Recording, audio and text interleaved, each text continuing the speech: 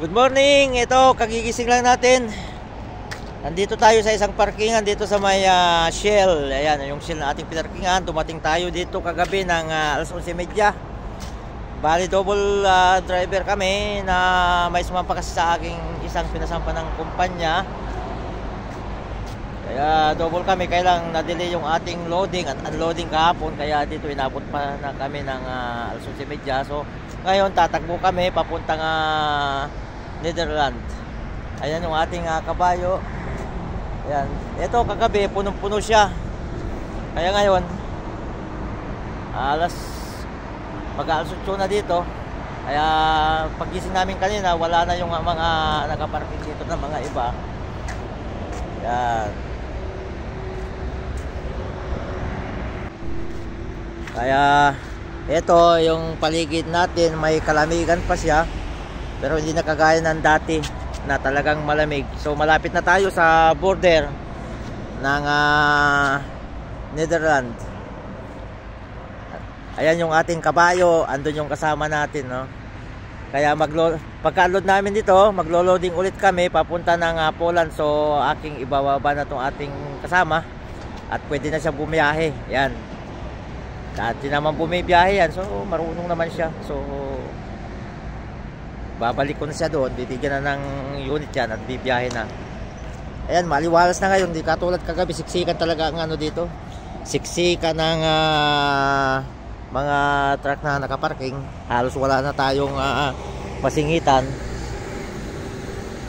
Kaya yung pwesto natin ay ganyan, no? Nasa gitna tayo. Kumbaga, isiningit na lang natin kagabi. At salamat naman at nakaparking tayo. Kasi halos maubos na yung oras namin. Ayan yung parking natin.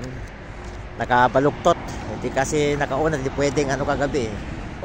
Halos wala na mapwestuhan.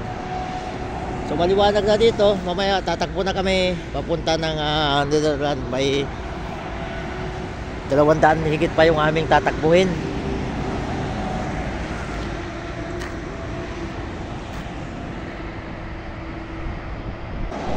Ay, check natin yung ating mga yan. Kasi mahirap na. Bago tumakbo, check natin yung ating truck. Ayan, okay naman ang gulong. Ayan. At ang toolbox, i-check natin. Baka mamaya may nagbukas na di natin namalayan at biglang magbubukas yan pagka tayo tatakbo na. Ayan, ayos naman. Ang gulong, ayos. Ayan. Tsaka mga lock. Ayan, okay naman lock. Ang kargada natin ngayon ay papel. Mga rolyong papel ang kargada natin ngayon. Yan. Yan, silip-silipin natin at saka doon sa taas. Kasi lakas ng ulan dito kagabi. Mahirap na baka pasukin ng ulan sa loob. May papel yung kargada natin. Nako, mad. So, ayos yan. Ayos naman ang lock. Yan. Yan yung kasama natin. Yan. Okay naman.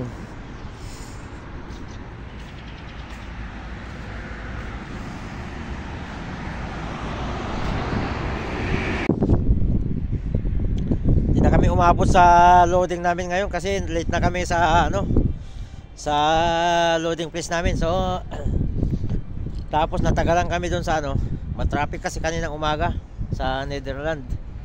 Natagalan din kami sa unloading kasi madami ding pila. So delay tayo mga kabayan. Bukas ang unloading natin ay ang loading natin bukas. Ang biyahe natin ay papuntang Poland. So pauwi na naman tayo sa ating base. Andito tayo sa isang parking, industrial parking. Ayan yung mga putol-putol na mga mga container. Yan. Kaya bukas ang loading natin alas 6 ng umaga. Ayan yung ating kabayo. Ready na naman sa kanyang loading bukas ng alas 6. Tatakbo tayo ng papuntang Poland ulit bukas. So double naman kami kasi nandito pa yung aking training. Sinabi ko na doon na pwede na siya. Ewan ko lang kung papayagan ng bumaba ito. Pwede naman na itong bababa kasi dati naman siyang bumibiyahe dito. So andito tayo sa industrial parking. Tumabi na lang tayo dito. Kabi-kabilaan yung mga kumpanya dito. Ayan oh, mga kumpanya. Yan. Lahat yan, mga kumpanya pa naglolodingan. Tsaka unloading, pag-unloadingan. Nandito tayo sa sa Netherlands tayo mga kabayan. So dito tayo. Andyan yung mga container o patong-patong sila dyan. Mga yan, kabi-kabilaan yung dito. Yan mga kumpanya kabi-kabilaan dito.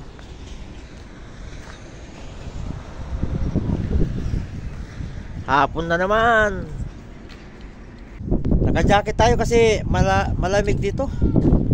Medyo may kalakasin din ng hangin. Umuulan naman na kanina ng may halong snow. Tsaka kaninang umaga talaga umulan siya ng bulak na snow. So ngayon malamig ng simoy ng hangin. Lamig na naman. So ingat po tayong lahat. Shout out sa inyong lahat. Bye bye, ingat.